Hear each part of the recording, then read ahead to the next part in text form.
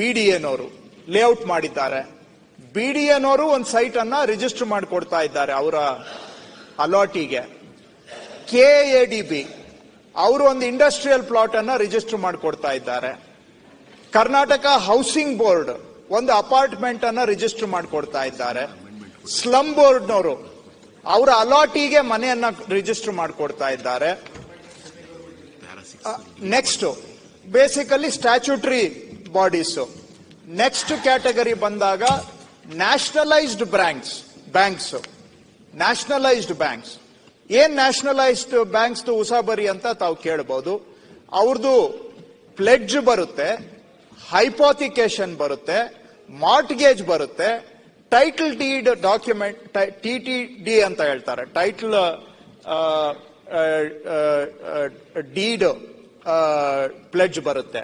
ಇಂಥವುಗಳನ್ನ ಅವರು ಬ್ಯಾಂಕಿಂದಾನೇ ನೇರವಾಗಿ ಅದನ್ನ ಹೈಪೋಥಿಕೇಶನ್, ಪ್ಲೆಡ್ಜು ಇವುಗಳನ್ನ ಅಥವಾ ಮಾರ್ಟ್ಗೇಜ್ ಅನ್ನ ಕ್ರಿಯೇಟ್ ಮಾಡುವಂತಹದ್ದು. ಇವುಗಳನ್ನ ನಾವು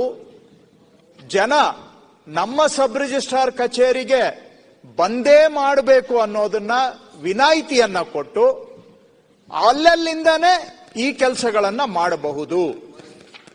ಇದಕ್ಕೆ ಬೇಕಾದಂತ ಪ್ರಾವಿಷನ್ಗಳನ್ನ ನಾವು ಮಾಡಿದ್ದೇವೆ. ಇದರಿಂದ ಸಬ್ ರಿಜಿಸ್ಟ್ರಾರ್ ಕಚೇರಿಗೆ ಅನಗತ್ಯವಾಗಿ ಬರುವಂತಹದ್ದು ತಪ್ಪುತ್ತದೆ. ಒಂದು ನಿಮಿಷ, ಇನ್ನೂ ಒಂದಿದೆ. ನ್ಯಾಷನಲ್ ಬ್ಯಾಂಕ್ ಜೊತೆ ಶೆಡ್ಯೂಲ್ ಬ್ಯಾಂಕ್ ಒಂದು ಆಡ್ ಮಾಡ್ಬಿಡಿ. ಶೆಡ್ಯೂಲ್ ಬ್ಯಾಂಕ್ ನಾನು ಅದನ್ನ ಯಾವುದು ಸೋರ್ಸ್ ಅಂತ ಆಕ್ಟ್ ಅಲ್ಲಿ ಹೇಳಿಲ್ಲ. ನಾನು ಟ್ರಸ್ಟೆಡ್ ಸೋರ್ಸ್ ಅನ್ನೋದನ್ನ ಮಾತ್ರ ಆಕ್ಟ್ ಅಲ್ಲಿ ಹೇಳಿದ್ದೇನೆ. ಯಾವುದನ್ನ ಅನ್ನೋದು ನೀವು ಹೇಳಿದಾಗೆ ಕೇಸ್ ಬೈ ಕೇಸ್ ನಾವು ನೋಡ್ಬಿಟ್ಟು ಮಾಡ್ತೇವೆ. ಉದಾಹರಣೆಗೆ ಇನ್ನ ಒಂದ್ ಹೆಜ್ಜೆ ಈ ಅನುಭವ ಸರಿ ಹೋದ್ರೆ ರೇರಾ ಅಪ್ರೂವ್ಡ್ ಪ್ರಾಜೆಕ್ಟ್ಸ್ ಅಪಾರ್ಟ್ಮೆಂಟ್ ಕಟ್ಟಿದ್ದಾರೆ, ರೇರಾ ಅಪ್ರೂವಲ್ ತಗೊಂಡಿದ್ದಾರೆ, ಅವರು ಕೂಡ ಅಪಾರ್ಟ್ಮೆಂಟ್ ರಿಜಿಸ್ಟ್ರೇಷನ್ಗೆ ನಮ್ಮ ಆಫೀಸಿಗೆ ಬರೋದು ಬೇಕಾಗಿಲ್ಲ. ಸ್ಟಡಿ ಮಾಡ್ತೇನೆ ನಾನು. ಸೆಕೆಂಡ್ ಫೇಸ್ ಅಂತಾನೆ ಹೇಳ್ತಾ ಇದ್ದೇನೆ.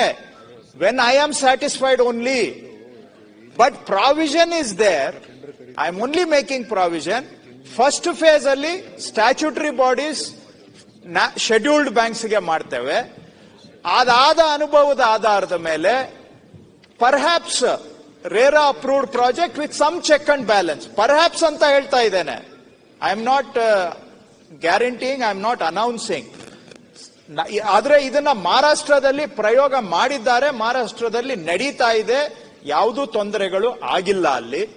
ಈ ಕಾರಣಗಳಿಂದ ಇದು ಒಂದು ಜನಪರ ಸುಧಾರಣೆ.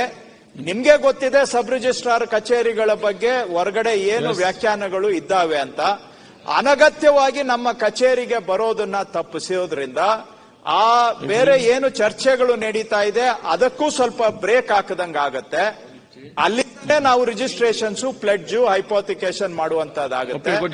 ಎರಡನೇದು, ನಿಮ್ಮ ಕಚೇರಿಗಳಲ್ಲಿ ಜನಜಂಗುಳಿ ಇರುತ್ತೆ, ಜನ ಬಂದವರಿಗೆ ಸೌಕರ್ಯ ಇಲ್ಲ. ಈಗ ಬರುವಂತ ಅವಶ್ಯಕತೆಯನ್ನೇ ಕಮ್ಮಿ ಮಾಡಿದ್ರೆ ಜನಜಂಗುಳಿಯನ್ನು ಕೂಡ ಇಲ್ಲಿ ಬಂದಾಗ ಆಗುವಂತ ತೊಂದರೆಗಳನ್ನು ತಪ್ಪಿಸಿ ಒಂದು ಗುಡ್ ಗವರ್ನೆನ್ಸ್, ಪ್ರೋ ಪೀಪಲ್, ಜನಪರವಾದಂತ ಬದಲಾವಣೆಯನ್ನ ತೆಗೆದುಕೊಂಡು ಬರ್ತಾ ಇದ್ದೇವೆ. ಇನ್ನೊಂದು ಆಸ್ಪೆಕ್ಟ್ ಅನ್ನ ಎಕ್ಸ್ಪ್ಲೈನ್ ಮಾಡ್ಬಿಡ್ತೇನೆ, ಯಾಕಂದ್ರೆ ಇದು ಕೂಡ ಸರ್ ಇನ್ನೊಂದು ಆಸ್ಪೆಕ್ಟ್ ಎಕ್ಸ್ಪ್ಲೈನ್ ಮಾಡ್ಬಿಡ್ತೇನೆ. ಒಂದು ಆಸ್ಪೆಕ್ಟ್ ಹೇಳ್ಬೇಕು, ಈ ಆಕ್ಟ್ ಅಲ್ಲಿ ಅದು ಸೇರಿದೆ. If I do not disclose it then ಅದು ತಪ್ಪಾಗುತ್ತೆ. ಇನ್ನೊಂದು ಇದರಲ್ಲಿ ತಿದ್ದುಪಡಿ ಸೇರಿರೋದು, yes, full disclosure is mandatory. ಸತ್ಯವನ್ನೇ ಹೇಳುತ್ತೇವೆ, ಸತ್ಯವನ್ನ ಬಿಟ್ಟು ಏನು ಹೇಳೋದಿಲ್ಲ, ಸಂಪೂರ್ಣವಾದಂತ ಸತ್ಯವನ್ನ ಹೇಳ್ತೇವೆ. ಇದು ಬೇಕಲ್ಲ, so I must have full disclosure. ನಿಮ್ಗೆ ಹಂಗಂದ್ರೆ ಮುಖ್ಯಮಂತ್ರಿಗಳ ಕಡೆಯಿಂದ ಸರಿಯಾಗಿ ಟ್ರೈನಿಂಗ್ ಆಗಿಲ್ಲ. ಮುಖ್ಯಮಂತ್ರಿಗಳ ಕಡೆ ಟ್ರೈನಿಂಗ್ ತೋರಿ. ಬೊಮ್ಮಾಯಿ ಅವರಿಂದಾನು ಟ್ರೈನ್ ಆಗಿದ್ದೇನೆ. ಅದರಲ್ಲಿ ಸಿದ್ದರಾಮಯ್ಯನವರೇ ನನಗೆ ಟ್ರೈನಿಂಗ್ ಕೊಟ್ಟಿರೋದು, there is no doubt. But I also learn from others. ಅದನ್ನೇ ನಾನು ಇಲ್ಲೇನು ಹೇಳ್ತಾ ಇಲ್ಲ, ಅಲ್ಲಿ ಕೂತು ಹೇಳಿದ್ದೇನೆ.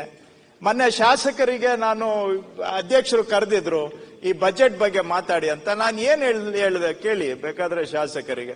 ಏನು ಬೇಡಪ್ಪ, ನೀವು ಸಿದ್ದರಾಮಯ್ಯನವ್ರು ಮಾತಾಡೋದು, ಬಸವರಾಜ ಬೊಮ್ಮಾಯಿಯವ್ರು ಮಾತಾಡೋದು ಕೇಳಿಸ್ಕೊಳ್ಳಿಯಪ್ಪ. ನಿಮ್ಗೆ ಅಲ್ಲೇ ಅಷ್ಟು ಇಂಟ್ರೆಸ್ಟ್ ಇದ್ರೆ ಸಾಕು, ಉಳಿದಿದ್ದು ತಾನೇ ತಾನಾಗಿ ಬರುತ್ತೆ ಅಂತ. ಸೊ ಹಾಗಾಗಿ ಎಲ್ಲರಿಂದನೂ ಕಲ್ತೆ. ಸರ್ ಅಧ್ಯಕ್ಷರೇ, ಇನ್ನೊಂದು ಇಂಪಾರ್ಟೆಂಟ್